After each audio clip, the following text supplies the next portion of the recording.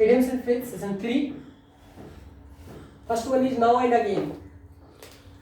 At present time और future, नहीं या तो to be continue.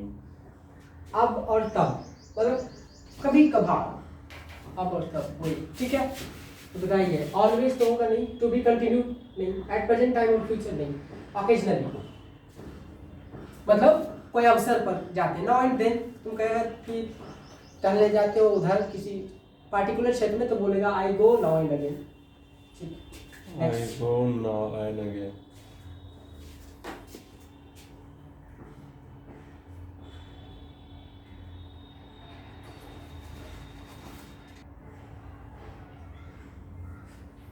An iron will, next one.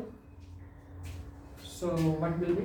A firm opinion, no longer in use, by all means to make sacrifice.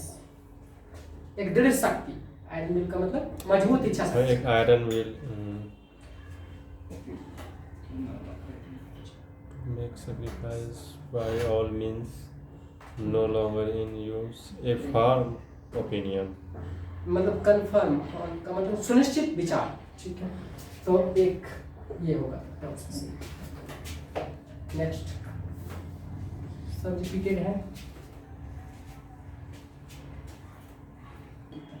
अच्छा लिख लो, ठीक है लिखिए। ओके, इट इज ऑन और it's on, yes. All Greek to me, बताइए क्या होगा? मतलब ग्रीक लेटर, सारे के सारे ग्रीक लेटर मेरे ही लिए हैं, मतलब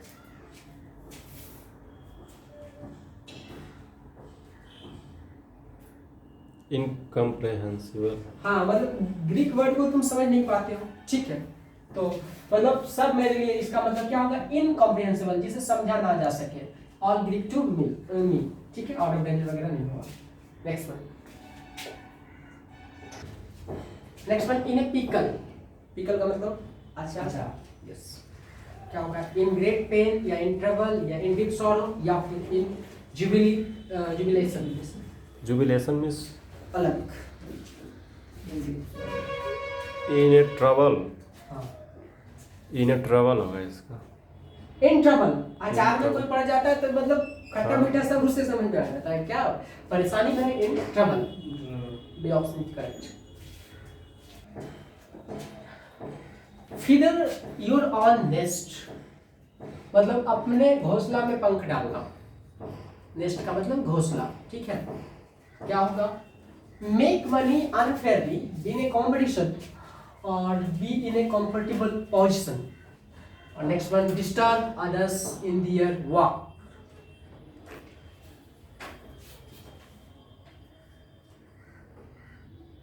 बताइए। ये these are so common, बहुत ही आसान होते हैं। You can identify by the options. सबसे कोई आसान सेक्शन पूछता है इंग्लिश में या पेपर में, तो ये रहता है, इसको डिकोड कर पाना, ठीक है। तो क्या हो सकता है?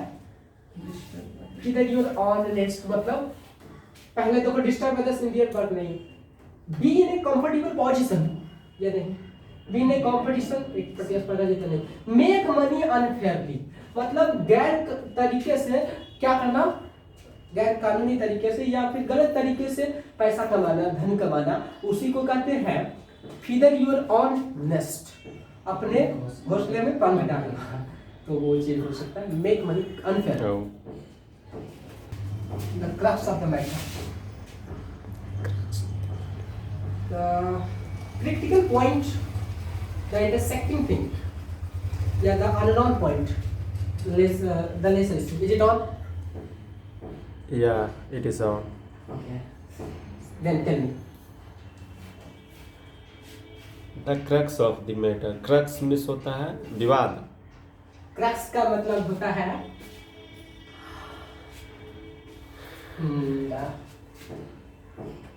हाँ, क्रक्स मतलब वो कोई गलत चीज है, क्रक्स है वो, मतलब उस चीज को आना नहीं चाहिए, नेगेटिविटी। द क्रिटिकल पॉइंट, हाँ, आलोचनात्मक बिंदु जिसे कह सकते हो, तो द क्रिटिकल पॉइंट पकड़ा जाता है। ये सब बहुत आसान होते हैं बस। Next one,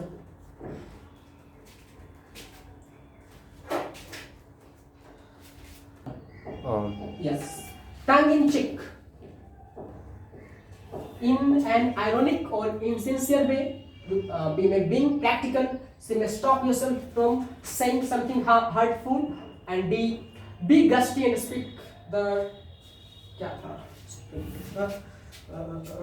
speak the truth, yes, speak the या फिर unpleasant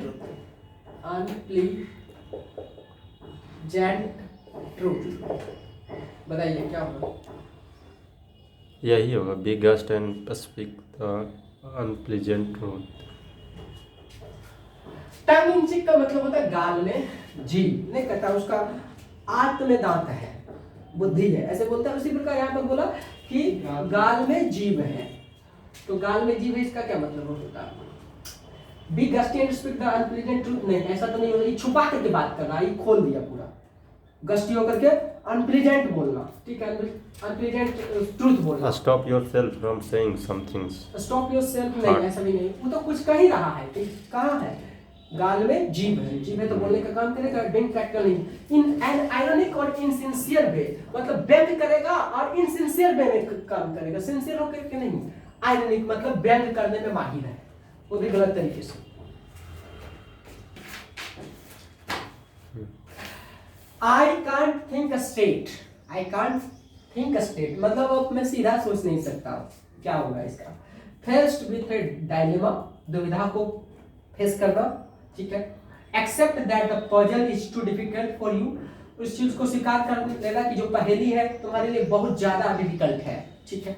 सी में can not think rationally due to being overwhelmed with emotion, मतलब सोच नहीं सकता, इमोशन के कारण तुम अभिभूत हो गया है, मतलब कि ओवरवेल्म्ड हो गया है, कि ऐसा इमोशंस आ गया कि अब तुम वहां से ज्यादा रेशनली सोच ही नहीं सकते। और चौथा है डी में, ask for advice on a difficult problem, किसी विपत्ति में, डिफिकल्ट प्रॉब्लम में क्या एडवाइस मांगना, सलाह मांगना।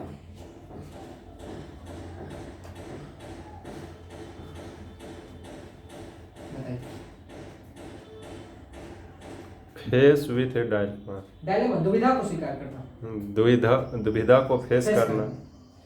नहीं, I can't think straight, this is an idiom, ठीक है, मैं सीधा नहीं सोच सकता हूँ, इसका ये हो जाएगा कैन नॉट थिंक रेशनली, देखो यहाँ नहीं सोच सकता हूँ, यहाँ भी नहीं सोच सकता हूँ, रेशनली ड्यू टू, किसके कारण? तो being overwhelmed with emotion, emotion के कारण अब सोच नहीं सकते हैं, इमोशनली इन लोग नहीं सोच पाता है। इमोशन में गुस्सा इमोशन है, लव इमोशन है, प्रेम इमोशन है, उसके कारण बढ़िया से वो सोच नहीं पाता है, तो ये चीज सही हो जाएगा। That's all for today, thank you.